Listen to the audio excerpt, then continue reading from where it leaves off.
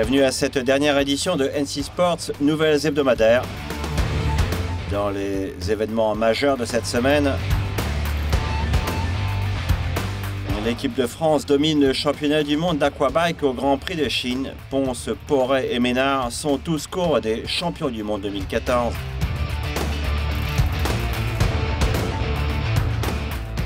Le premier chapitre de la Volvo Ocean Race, le rapport complet sur la ligne de départ à Alicante avec notre grand correspondant Sébastien Destremo.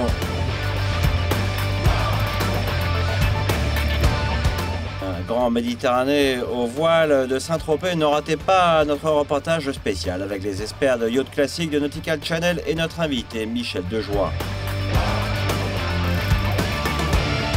Le Portugal pourra-t-il prendre la relève d'une nouvelle victoire historique sur le prodige brésilien Gabriel Medina? La liste des scénarios possibles vient juste de l'ASP. NC Sports, plongez dans l'action.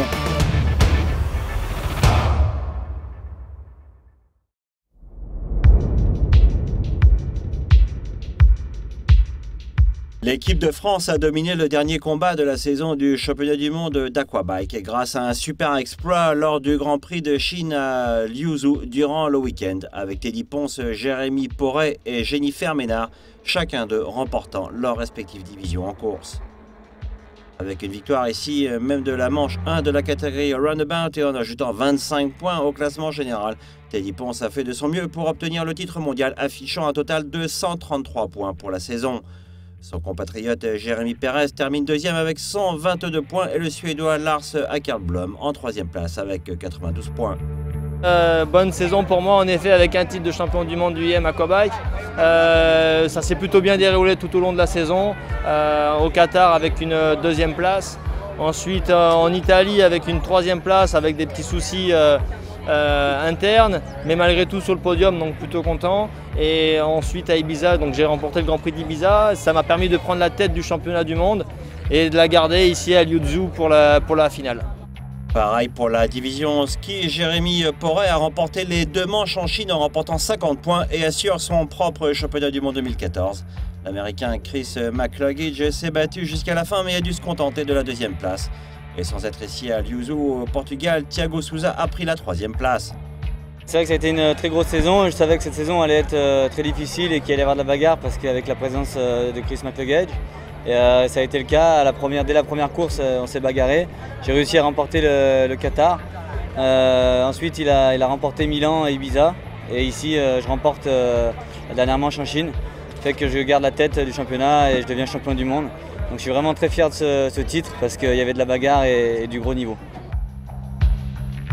Jennifer Ménard a également confirmé son titre de championne du monde en emportant les 2 manches et en affichant un étonnant 171 points. Pratiquement imbattable dans cette saison, Ménard a été poursuivie par sa coéquipière française Estelle Porret toute l'année 2014 avec 137 points et une 2e place au classement général. L'Italienne Marta Sorrentino est 3e et durant la saison, elle totalise 111 points. Eh bien, la saison, franchement, c'est carton plein. Je suis vraiment contente. J'aurais aimé malheureusement gagner toutes les manches, mais il y en a une que j'ai pas pu gagner à Ibiza. Mais vraiment contente, je remercie mes parents de me soutenir, mon mécano de m'avoir fait vraiment une machine au top, qui a quand même été fiable toute la saison. Parce que le titre, c'est pas que moi, c'est aussi tous ceux qui m'entourent. Les frères freestyle Rock et Nak Floranjic ont bien sûr également confirmé leur 1re et 2e place habituelle sur cette dernière étape à Liuzhou pour la tournée UIM ABP. Toujours inégalés, les 2 superstars croates ont partagé la vedette cette année avec l'Italien Roberto Mariani en 3e position.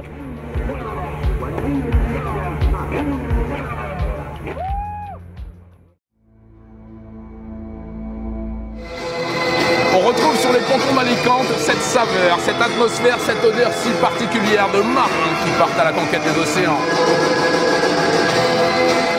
L'histoire de la Volvo Ocean Race, c'est maintenant et c'est très très fort. Vous regardez le journal de la voile d'Estop News. Bienvenue au bureau. C'est un véritable show à l'américaine qu'ont pu vivre les 66 marins salués par la foule venue en masse à Alicante.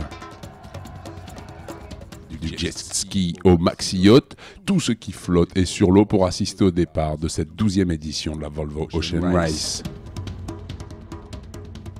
Dans des conditions très clémentes, moins de 10 nœuds de vent, mer plate, les 7 concurrents prennent le départ.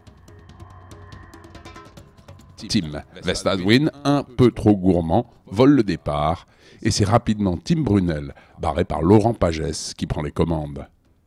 Les Néerlandais sont les premiers à prendre le large avec quelques petites longueurs d'avance sur Abu Dhabi et les Espagnols de Mapfre. Michel Desjoyaux, rencontré quelques heures avant le départ, nous fait part de l'internationalisation de l'équipage espagnol. On est parti pour la première étape qui va nous emmener à Cape Town pour à peu près 23-25 jours de mer.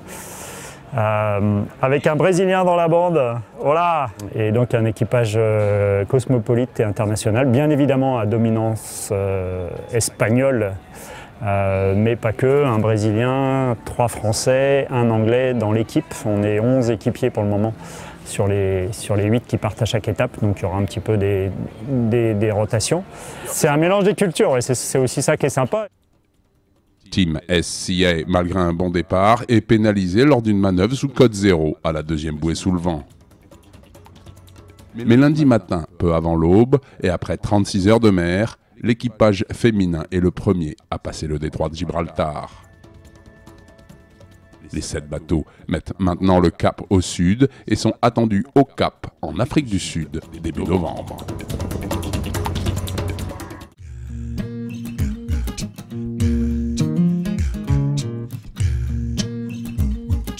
La 15e édition des voiles de Saint-Tropez, cette année, s'est déroulée avec des conditions météo très compliquées. Alors, tout d'abord, des vents d'est qui ont provoqué une mer très hachée, qui ont créé des dégâts sur de nombreux bateaux. En particulier, le célèbre Twiga, le 15 Medji du Yacht Club de Monaco, qui a cassé son mât. Après, des vents d'est très légers. Malgré cela, le spectacle est resté splendide, grâce à 300 bateaux en compétition.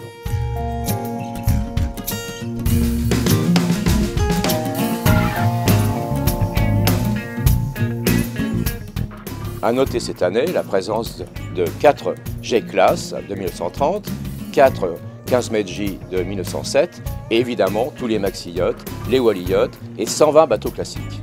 Un spectacle sublime.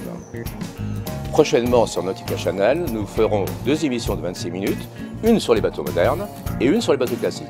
A bientôt donc sur Nautica Channel pour voir le spectacle des voiles de Saint-Tropez.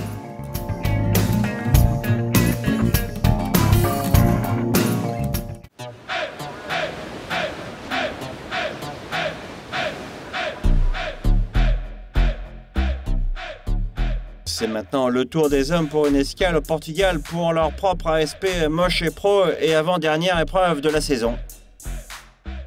Bien sûr, le grand duel entre Gabriel Medina et le vétéran Kelly Slater prend le devant de la scène pour la finale de cette année.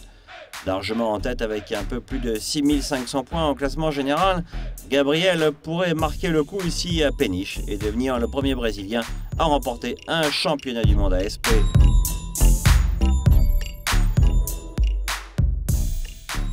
Ce serait également la 2e fois dans l'histoire de l'ASP qu'un surfeur de 20 ans remporte la victoire. Cet autre super jeune vainqueur de 1992 était bien sûr l'américain Kelly Slater. Maintenant 42 ans et 11 fois détenteur du titre mondial. Placé numéro 2 est sur une tendance constante en hausse cette année. Slater est encore très en lice. Peut encore se passer avec Joel Parkinson, Mick Fanning, Taj Burrow et Michel Bourrez également sur la dernière ligne droite.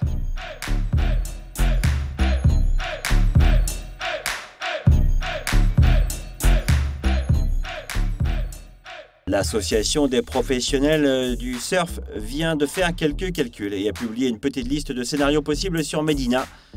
Décrocher un légendaire titre mondial ASP 2014 ici à la Moche Rip Curl Pro Portugal ou renvoyer la course au titre à la dernière épreuve de la saison à Pipeline à Hawaï.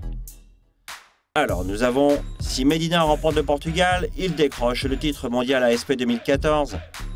Si Medina se termine à la 2e place, Slater devra remporter l'épreuve pour envoyer la course au titre à Pipeline. Si Medina termine 3e, Fanning ou Slater devront remporter l'épreuve pour envoyer la course au titre à Pipeline. Si Medina termine 5e, Fanning devra remporter l'épreuve et ou Slater devra terminer 2e au mieux. Si Medina termine 9e, alors Florence ou Parkinson devront remporter l'épreuve. Fanning aura besoin d'une 2e place et, ou mieux, Slater aura besoin d'une 3e ou mieux. Si Medina termine 13e ou pire, la course au titre sera décidée à Hawaï.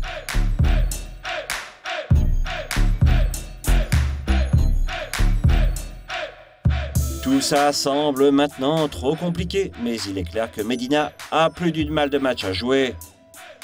Gabriel peut-il réécrire l'histoire du surf? Restez avec nous sur NC Sport pour plus de mises à jour de l'ASP, des résultats, un aperçu du Portugal.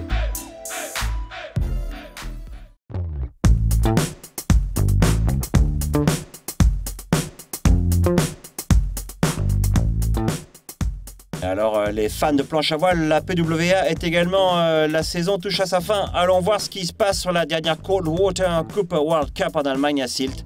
Ne manquez pas le NC Sport Buzz de cette semaine improvisée et non filtrée. La première vision sera ce samedi à 17h uniquement sur Nautical Channel.